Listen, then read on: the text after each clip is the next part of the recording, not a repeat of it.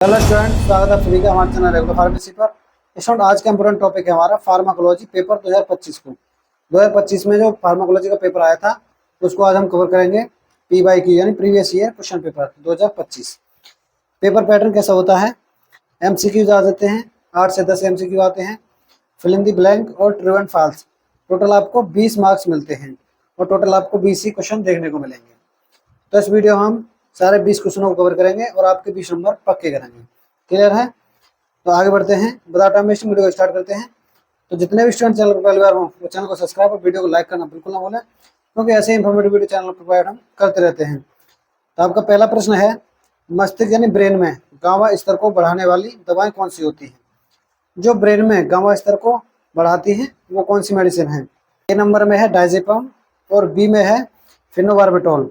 आगे बढ़ते हैं, सी नंबर में है सोडियम वेलप्रोएट और डी नंबर में है कार्बामाइजेपिन।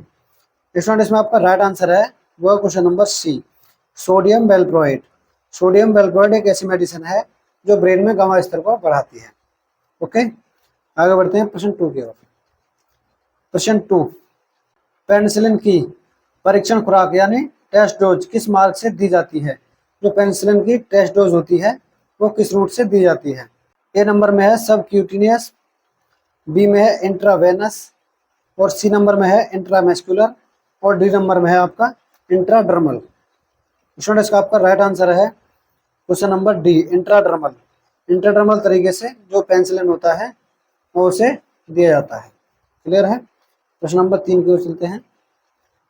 प्रश्न नंबर 3, प्रसव यानी लेबर के दौरान स्थानीय एनेस्थेटिक यानी लोकल एनेस्थेटिक का चुनाव कौन सा है?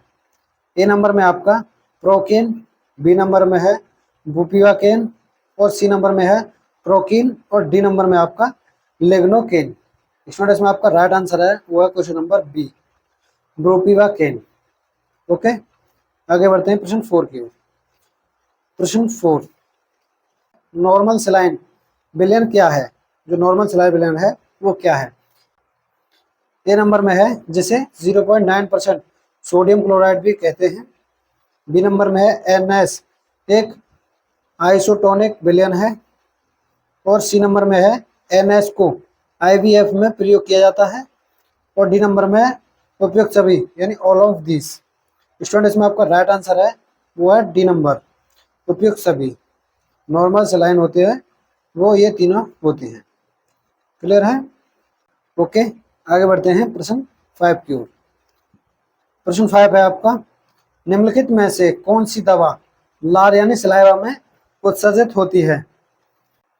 ए नंबर में है क्लोरामफेनिकोल, बी नंबर में है लिथियम, सी नंबर में है टेट्रासाइक्लिन और डी नंबर में आपकी फेनाइटोल। स्टूडेंट्स, में आपका राइट आंसर है वो है question number C, tetracycline. Clear है? आगे हम फिल इन द ब्लैंक करेंगे और जो ट्रू एंड फॉल्स हैं उनको विद रीजन करेंगे। तो वीडियो अंत तक बने रहिएगा और वीडियो को लाइक और सब्सक्राइब करना बिल्कुल मत भूलिएगा। ओके, आगे बढ़ते हैं प्रश्न 6 की ओर। प्रश्न नंबर 6 है, किसकी कमी से मेगालोब्लास्टिक एनीमिया होता है? ये आपको 4 ऑप्शन दिए गए हैं, इनमें से कौन सी ऐसी विटामिन है जिसकी अगर बॉडी में कमी हो जाए तो मेगालोब्लास्टिक एनीमिया हो जाता है? इसका आप राइट आंसर मुझे कमेंट करोगे और बताओगे कि सर ये है इसमें आंसर। क्लियर है? हम प्रश्न 7 की ओर चलते हैं। प्रश्न नंबर 7, प्रश्न नंबर 7, दवा किस मार्ग से देने पर प्रथम पास मेटाबॉलिज्म यानी फर्स्ट पास मेटाबॉलिज्म होने की संभावना सबसे अधिक होती है? यानी ऐसा कौन सा रूट है जिससे अगर हम दवा लेंगे तो उसमें मेटाबॉलिज्म यानी दवा का कुछ पार्ट नष्ट हो जाता है? वो मैंने आपको चैप्टर फर्स्ट में पढ़ा दिया है। लीवर में फर्स्ट पास मेटाबॉलिज्म होता है और उसमें ड्रग का कुछ परसेंट लॉस हो जाता है। क्लियर है? ए नंबर में है ओरल और बी नंबर में है सबलिंगुअल, सी नंबर में है सबक्यूटिनियस और डी नंबर में है रेक्टल। इसमें आपका राइट आंसर है ओरल रूट। यदि हम मुंह के द्वारा कोई ड्रग लेते हैं तो उसका कुछ परसेंट जो लीवर होता है उसमें नष्ट हो जाती है ड्रग। क्लियर है? आगे बढ़ते हैं प्रश्न 8 की ओर। प्रश्न नंबर 8 है, ड्रग एडिक्शन की मुख्य विशेषताएं क्या हैं? जो ड्रग एडिक्शन हो जाती है उसकी मुख्य विशेषताएं क्या क्या होती हैं? ए नंबर में शारीरिक निर्भरता यानी फिजियोलॉजिकल डिपेंडेंसी, बी नंबर में है मनोवैज्ञानिक निर्भरता यानी फिजियोलॉजिकल डिपेंडेंसी और सी नंबर में है शारीरिक और मनोवैज्ञानिक और डी नंबर में है मानसिक असामान्यता पर निर्भरता। स्टूडेंट इसमें आपका राइट आंसर है वो है प्रश्न नंबर बी, मनोवैज्ञानिक निर्भरता। जो ड्रग एडिक्शन होती हैं उनसे मनोवैज्ञानिक निर्भरता हो जाती है हमें, यानी हमें लत लग जाती है उनकी, जो मेडिसिन वैसी होती हैं उनको कुछ जगह बैन भी कर दिया गया है। राइट आंसर बी है आपका। ओके, आगे बढ़ते हैं प्रश्न 9 की ओर। प्रश्न नंबर 9 है बीसीजी वैक्सीन का उपयोग किस रोग से बचाव के लिए किया जाता है। जो बीसीजी वैक्सीन लगाई जाती है उससे कौन सा इलाज होता है। स्टूडेंट ए नंबर में आपका स्मॉल पॉक्स और बी नंबर में है टाइफाइड, सी नंबर में है पोलियो माइलाइट्स और डी नंबर में है ट्यूबरकुलोसिस। स्टूडेंट इसमें आपका राइट आंसर है वो है ट्यूबरकुलोसिस। जो बीसीजी वैक्सीन होती है उसका उपयोग ट्यूबरकुलोसिस बीमारी में किया जाता है। क्लियर है, आगे बढ़ते हैं प्रश्न 10 की ओर। प्रश्न नंबर 10 है लूप डायरेटिक्स का एक उदाहरण कौन सा है। आपको 4 ऑप्शन दिए गए हैं, इनमें से एक लूप डायरेटिक्स का एक उदाहरण है, वो बताना है इसमें आपको। इसमें आपका राइट आंसर है ऑप्शन डी फ्यूरोसेमाइड। फ्यूरोसेमाइड एक लूप डायरेटिक्स मेडिसिन है। क्लियर है, आगे बढ़ते हैं। स्टूडेंट आप करेंगे फिल इन द ब्लैंक, रिक्त स्थान की पूर्ति कीजिए। ये भी करीब 5 नंबर के आते हैं, आपको इनको भी अच्छी तरह से रीड कर लेना आप।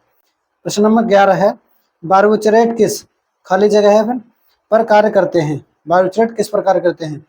आपका राइट आंसर है गावा रिसेप्टर्स। जो बार्बिचरेट क्लास की मेडिसिन होती है वो गावा रिसेप्टर पर वर्क करती है।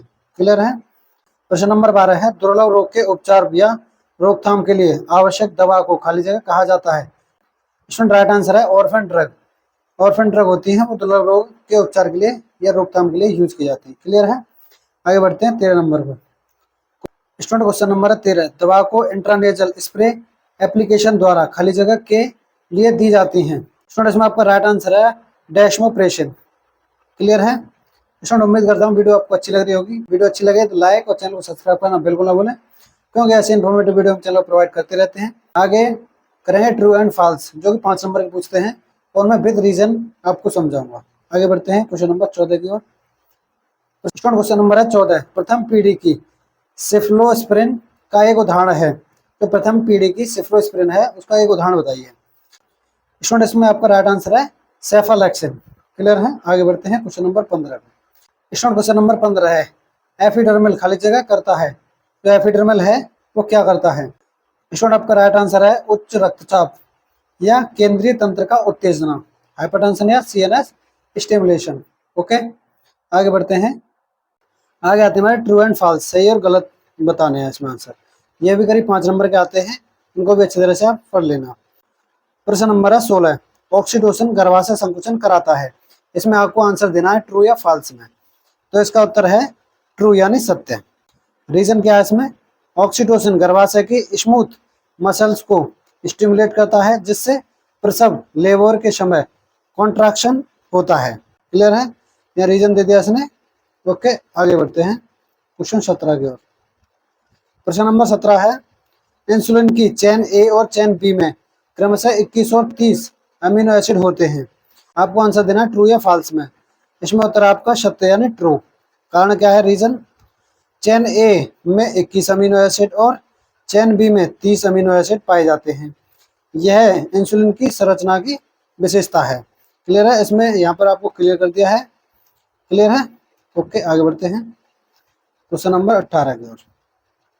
इथेम्बटोल ओटोटॉक्सिटी उत्पन्न कर सकता है। आंसर देना है ट्रू या फॉल्स। इसमें आंसर आपका फॉल्स यानी असत्य। रीजन क्या है, इथेम्बटोल कान यानी ईयर पर असर नहीं करता। जो इथेम्बटोल होता है वो ईयर पर बिल्कुल भी असर नहीं करता है। यह ऑप्टिकल नर्व्स यानी आंखों की समस्या पैदा करता है। क्लियर है, आगे बढ़ते हैं क्वेश्चन नंबर 19 की ओर। प्रश्न नंबर 19 है एनाल्जेसिक का अर्थ एंटी डायबिटीज होता है। इसमें कहा गया है जो एनाल्जेसिक है उसका अर्थ एंटी डायबिटीज होता है क्या। आपको आंसर देना ट्रू या फॉल्स में। इसमें आंसर है आपका असत्य यानी फॉल्स। रीजन क्या है, जो एंटागोनिस्ट का अर्थ पेन रिलीफ यानी एंटागोनिस्ट पेन रिलीफ एक मेडिसिन है होता है। क्लियर, ना कि एंटी डायबिटीज। जो एंटागोनिस्ट होते हैं वो एक पेन किलर मेडिसिन होती है, ना कि एंटी डायबिटीज। क्लियर है, आगे बढ़ते हैं क्वेश्चन नंबर 20 की ओर। आगे बढ़े हैं। प्रश्न नंबर 20 है आईजीई एंटीबॉडीज एनाफाइलैक्स रिएक्शन उत्पन्न करती है।